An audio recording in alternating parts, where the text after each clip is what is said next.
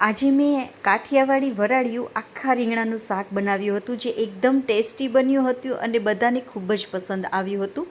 તો તેની માટે આપણે સૌપ્રથમ તો એક મિક્સર જાર લેવાનું છે. તેમાં મેં 7 થી 8 લસણની કળી લીધી છે. આપણે આ મસાલો વધારે બનાવીશું તો એકદમ ટેસ્ટી એવું તમારું આ રીંગણાનું શાક બનશે. 2 જેટલા મોરા મરચાં મોટા લઈ લીધા છે. એક નાનકડો આદુનો કટકો લીધો છે, તેને પણ મેં બારીક બારીક સમારી લીધું છે. સાથે 2 ચમચી જેટલા આખા મગફળીના બી લેશું. 2 ચમચી મેં સેવ લીધી છે. જો ન હોય તો તમે એને સ્કીપ પણ કરી શકો છો. એની જગ્યાએ તમે ફાફડા ગાંઠિયા પણ લઈ શકો છો. હવે મેં અહીંયા તીખું મીઠું જે ચેવડો આવે છે ને, ખટ મીઠો તે લઈ લીધું છે. નાનું પેકેટ 10 રૂપિયાનું આવે છે ને, તે આખું મેં આમાં નાખી દીધું છે. તેનાથી તેનો ટેસ્ટ બહુ જ સરસ આવશે. તો હવે આપણે તેને બધાને આપણે પહેલાં પીસી લેવાનું છે. પીસાઈ જાય એટલે આપણે એક મિક્સિંગ બાઉલમાં લઈ લઈશું. 2 મોટી ચમચી ભરીને મેં અહીંયા સફેદ તલ લીધા છે. સાથે જરૂર મુજબ મીઠું નાખ્યું છે, કારણ કે આપણે સેવ અને જે આપણે ચેવડો નાખ્યો છે ને તેમાં પણ મીઠું હશે, માટે જરૂર મુજબ જ નાખવાનું. સાથે મેં અહીંયા કાશ્મીરી લાલ મરચાંનો પાવડર, તીખા મરચાંનો પાવડર બંને નાખેલો છે. 2 ચમચી જેટલો ધાણા જીરુંનો પાવડર નાખેલો છે. મેં અહીંયા ગરમ મસાલો બિલકુલ પણ નથી નાખ્યો, તો પણ તેનો ટેસ્ટ બહુ જ સરસ આવશે. સાથે એક લીંબુનો રસ નાખવાનો છે અને થોડો આપણે ગોળ નાખવાનું છે. ખટ્ટો મીઠો સ્વાદ આવશે ને તો મજા આવી જશે. હવે આપણે મિક્સ કરતાં પહેલાં થોડી વાર માટે તેને આપણે સાઈડમાં રાખી દઈશું. હવે મેં અહીંયા રીંગણા લઈ લીધા છે. આપણે આમાં નાના નાના રીંગણાનો જ ઉપયોગ કરીશું, તો એકદમ સરસ એવું આપણે આખા રીંગણાનું શાક, ભરેલા રીંગણાનું શાક મસ્ત બનશે વરાળિયું. તો હવે આપણે જેવી રીતે આપણે ભરવા માટે જે રીંગણા કેવી રીતે કાપીએ છીએ તે જ રીતે મેં આમાં બધા રીંગણાને કાપી લીધા છે. અને કાળા ના પડે ને એટલે માટે મેં કાપીને તેને એક પાણીમાં નાખી દીધા છે. તો હવે આપણે મસાલો જે કરેલો છે ને તેને મિક્સ કરી લઈશું.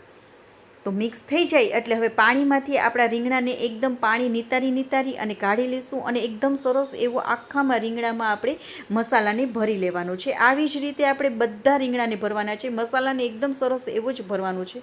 અને આ મસાલો તમારે વધારે જ કરવાનો. વધારે જો હશે ને તો તેની ગ્રેવી પણ એકદમ સરસ એવી બનશે. તો આપણા રીંગણા પણ તૈયાર થઈ ગયા છે અને મસાલો પણ મારે વધારે વધી ગયો છે. 2 મોટી ચમચી ભરીને વધ્યો છે.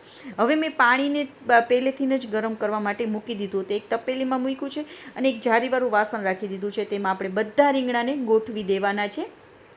હવે ગેસની ફૂલ ફ્લેમ ઉપર જ આપણે 15 મિનિટ માટે રીંગણાને બાફી લેવાના છે. 15 જ મિનિટમાં તમારા એકદમ સરસ એવા રીંગણા બફાઈને તૈયાર થઈ જશે. જો તમારે આવી રીતે ના કરો ને તો ઇડલી સ્ટેન્ડ હોય ને, તેમાં તમે ઢોકળા જે બનાવતા હોય ને તેમાં જાળીવાળું મુઠિયાને એવું બનાવીએ છીએ ત્યારે જાળીવાળું વાસણ આવે છે, તેમાં પણ તમે રાખી શકો છો. તો જો 15 મિનિટમાં જ આપણા રીંગણા એકદમ સરસ એવા બફાઈ ગયા છે.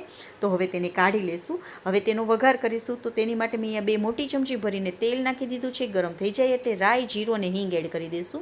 હવે મેં એક ટમેટાને પણ મિક્સરમાં પીસી જ લીધું હતું, તેને પણ આપણે નાખી દેવાનું છે. સાથે આપણે જે મસાલો આપણે વધેલો છે ને તેને પણ સાથે જ નાખી દઈશું, જેથી કરીને એકદમ સરસ એવું આપણા ટમેટા અને આ મસાલો કૂક થઈ જશે. હવે ગેસની ફ્લેમને એકદમ ધીમી કરવાની છે અને બંને ટમેટા અને મસાલાને બધાને મિક્સ કરી અને આપણે ટમેટાનું કાચા પણ વયું જાય ને તેલ તમારે બહાર છૂટું પડી જાય ને ત્યાં સુધી કૂક કરવાનું છે. તો જુઓ એકદમ સરસ એવા આપણા ટમેટા અને મસાલા કૂક થઈ ગયા છે. જોતાં જ મોઢામાં પાણી આવી જાય ને ખાવાનું મન થાય ને તેવા આપણા રીંગણા બને છે. હવે આપણે આમાં ઠંડુ પાણી નથી નાખવાનું, રૂમ ટેમ્પરેચર ઉપર પણ પાણી નથી નાખવાનું. હવે આપણે તમારે છે ને થોડું નવસેકું પાણી કરીને આમાં નાખવાનું, જેથી કરીને તેનો સ્વાદ એવો ને એવો રહેશે. જો તમે રૂમ ટેમ્પરેચરવાળું કે ઠંડુ પાણી નાખશો ને તો તમારો સ્વાદ થોડો બદલાઈ જશે, માટે આપણે નવસેકું પાણી કરીને જ નાખવાનું. હવે તમારે જેવો પણ રસો કરવો હોય ને જાડો પાતળો તેટલું પણ તમારે પાણી નાખી દેવાનું છે. અને પાણી ઉકળી જાય ને એટલે આપણા ભરેલા રીંગણા આમાં નાખી દેવાના છે. હવે આપણે તેને એકદમ ગેસની ફ્લેમને ધીમી રાખી ઢાંકીને હવે આપણે 7 થી 8 મિનિટ માટે કૂક કરી લેવાનું છે. 7 થી 8 મિનિટ ધીમા તાપે કૂક કરશો ને એકદમ સરસ એવું તમારું ગ્રેવીવાળું આ રીંગણાનું શાક બનીને તૈયાર થઈ જશે. તો આપણું આ રીંગણાનું શાક તૈયાર છે. મહેમાન આવે ને ત્યારે તમે આવી રીતે બનાવશો ને તો બધાને ખૂબ જ પસંદ આવશે. મહેમાન તો શું, ઘરનાઓને પણ મજા આવી જશે. તો આવી રીતે વરાળિયું રીંગણાનું શાક તમે જરૂરથી ટ્રાય કરજો. બહુ જ સરસ લાગે છે. અને તમે આવી રીતે બનાવો ને ત્યારે તમારું કેવું બન્યું હતું ને તે પણ મને કમેન્ટ કરીને જરૂરથી કહેજો. અને જો તમને અમારી રેસીપી ગમી હોય તો પ્લીઝ લાઇક, સબસ્ક્રાઈબ અને શેર કરવાનું ના ભૂલશો. અને ફેસબુક ને ઇન્સ્ટાગ્રામ હોય તો ફોલો પણ કરજો. તો તમે આને ગરમા ગરમ રોટલા સાથે ખાઈ શકો છો. પણ મને અને મોરેરાજને તો ભાત સાથે ખાવાની ખૂબ જ મજા આવે છે આ રીંગણાના શાકને. તો તમે પણ એકવાર જરૂરથી ટ્રાય કરજો. ભાત અને આ આખા રીંગણાનું શાક બહુ જ મજા આવી જશે. તો આવી જ નવી રેસીપીઓ સાથે આપણે ફરી મળીશું. ત્યાં સુધી બાય બાય, જય માતાજી.